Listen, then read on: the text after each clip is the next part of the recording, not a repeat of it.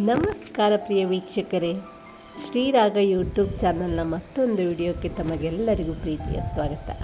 ಇವತ್ತು ನಾನು ದೀಪಾವಳಿ ಸಂದರ್ಭದಲ್ಲಿ ಮಾಡಿದಂಥ ವಿಡಿಯೋವನ್ನು ನಿಮ್ಮ ಜೊತೆ ಹಂಚಿಕೊಳ್ತಾ ಇದ್ದೇನೆ. ಬನ್ನಿ, ಏನೆಲ್ಲ ವಿಶೇಷ ಇತ್ತು ನೋಡೋಣ. ಅಪ್ಪ ಗೋಪೂಜೆಗೆ ಅಡಿಕೆ ದಂಡೆ ಮಾಡ್ತಾ ಇದ್ದಾರೆ. ನಾವೆಲ್ಲ ಅಡುಗೆ ಮನೆಯಲ್ಲಿ ಹೋಳಿಗೆ ಕಡುಬು ಮಾಡೋ ತಯಾರಿಯಲ್ಲಿದ್ದೀವಿ.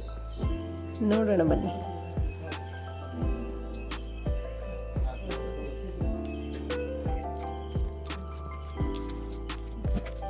ದೀಪಾವಳಿಗೆ ವಿಶೇಷವಾದ ಸಿಹಿ ತಿನಿಸು ಹೋಳಿಗೆ, ಅಷ್ಟೇ ವಿಶೇಷ ನಮಗೆ ಗೋಪೂಜೆಗೆ ಕೊಟ್ಟೆ ಕಡುಬು.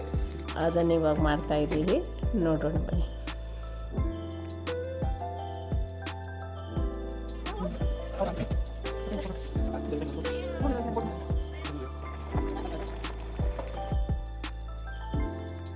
ಅಪ್ಪ ಗೋಪೂಜೆಗೆ ಸೊಪ್ಪಿನ ದಂಡೆ ಮಾಡ್ತಾಯಿದ್ದಾರೆ. ಈ ಸೊಪ್ಪಿನ ದಂಡೆ ಹೇಗೆ ಮಾಡ್ತಾರೆ ಅಂದರೆ, ಮಾವಿನ ಎಲೆ, ಅಂಬಡಿ ಎಲೆ, ವೀಳ್ಯದೆಲೆ, ಪಚ್ಚೆತನೆ, ಕರ್ಕಿ, ಆಮೇಲೆ ತುಳಸಿ, ಸಿಂಗಾರ ಇದನ್ನೆಲ್ಲ ಸೇರಿಸಿ ದಂಡೆ ಕಟ್ತಾರೆ. ಅಪ್ಪ ರಾತ್ರಿಯೇ ಅಡಿಕೆ ದಂಡೆ, ಸೊಪ್ಪಿನ ದಂಡೆ ರೆಡಿ ಮಾಡಿಟ್ಟಿದ್ದಾರೆ ಪೂಜೆಗೆ. ಇವತ್ತು ಬೆಳಗ್ಗೆ ಬಲಿಪಾಡ್ಯಮಿ ದಿನ ಮಕ್ಕಳು ಬೇಗ ಇದ್ದು ಅಂಗಳದಲ್ಲಿ ರಂಗೋಲಿ ಹಾಕ್ತಾ ಇದ್ದಾರೆ. ನಾನು ಕೊಟ್ಟಿಗೆ ಕೆಲಸ ಮಾಡಿ ಆಕಳಿಗೆಲ್ಲ ಸ್ನಾನ ಮಾಡಿಸಿ ಜೇಡಿಕೆ ಮಣ್ಣಿನ ಡಾಕ್ ಕೊತ್ತಾ ಇದ್ದೀನಿ. ಆಕಳನ್ನು ಗೋಪೂಜೆಗೆ ರೆಡಿ ಮಾಡ್ತಾ ಇದ್ದೀನಿ.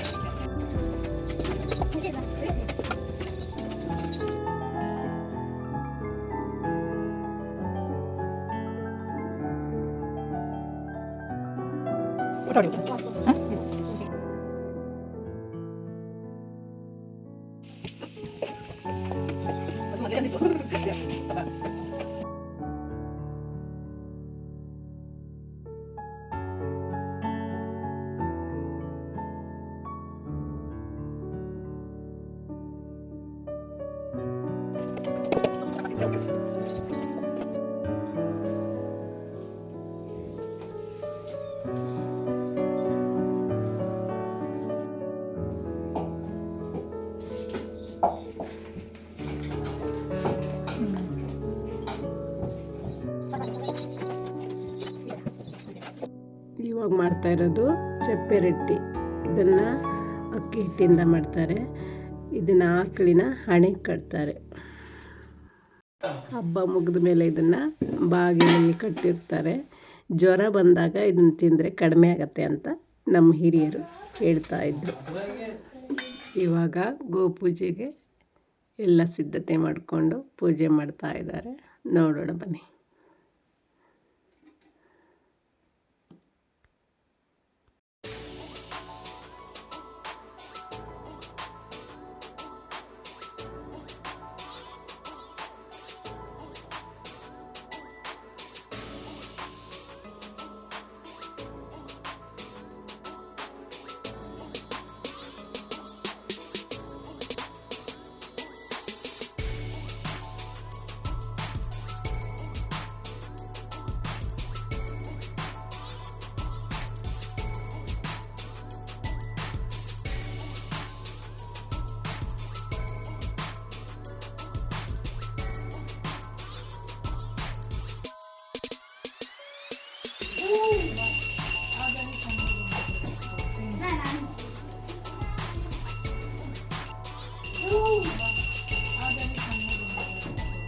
ಮನೆಯಲ್ಲಿ ಗೋಪೂಜೆ ಎಲ್ಲ ಆಯಿತು.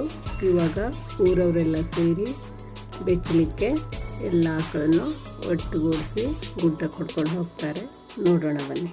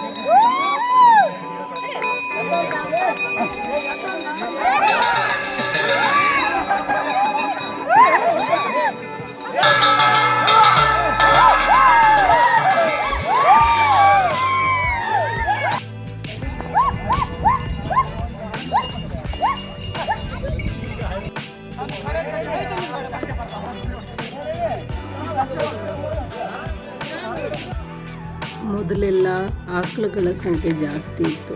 ಇವಾಗ ಆಕಳುಗಳನ್ನು ಸಾಕೋದೇ ಕಡಿಮೆ ಆಗಿದೆ. ಮುಂಬರುವ ವರ್ಷಗಳಲ್ಲಿ ಈಗಿರುವಷ್ಟು ಇರ್ತಾವೋ ಇಲ್ಲವೋ ಗೊತ್ತಿಲ್ಲ.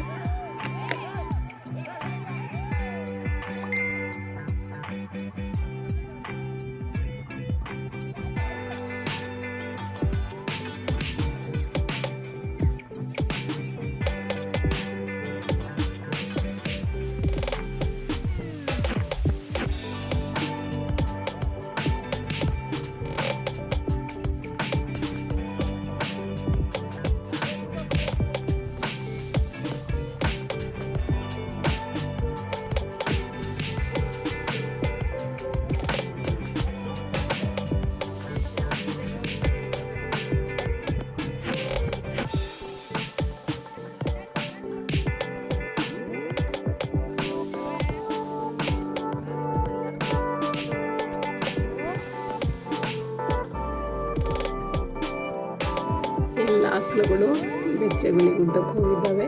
ನಾವು ಹೆಣ್ಮಕ್ಳು ಊರವರೆಲ್ಲ ಸೇರಿ ಹೋಗ್ತಾ ಇದ್ದೀವಿ. ನಾವೀಗ ಹೋಗ್ತಾ ಇರೋದು ಆರೆಕಲ್ ಅಂತ. ಇದು ಮಳೆಗಾಲದಲ್ಲಿ ತುಂಬ ನೀರಿರುತ್ತೆ, ಈಗ ದಾಟಕ್ಕಾಗಲ್ಲ. ಬೇಸಿಗೆಯಲ್ಲಿ ಸಣ್ಣ ತೊರೆಯಾಗಿ ಹರಿತಾ ಇರುತ್ತೆ, ನೋಡೋದು ತುಂಬ ಚೆನ್ನಾಗಿರುತ್ತೆ.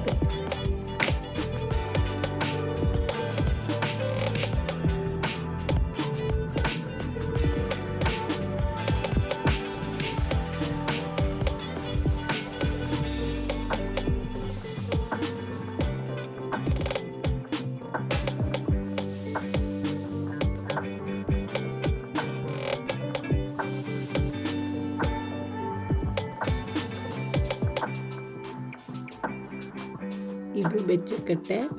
ಇಲ್ಲೇ ಪೂಜೆ ಮಾಡಿ ಆಕಳನ್ನು ಬೆಚ್ಚುತ್ತಾರೆ. ಇಲ್ಲಿ ತನಕ ನಮ್ಮೂರಿನ ದೀಪಾವಳಿ ಹಬ್ಬದ ವಿಡಿಯೋ ನೋಡಿದ್ರಲ್ಲ, ನಿಮಗೆಲ್ಲ ಇಷ್ಟ ಆಯಿತು ಅಂದ್ಕೊತೀನಿ. ಇಷ್ಟ ಆದರೆ ಒಂದು ಲೈಕ್ ಮಾಡಿ, ಹಾಗೆ ಕಮೆಂಟ್ ಮಾಡಿ. ನಮಸ್ಕಾರ.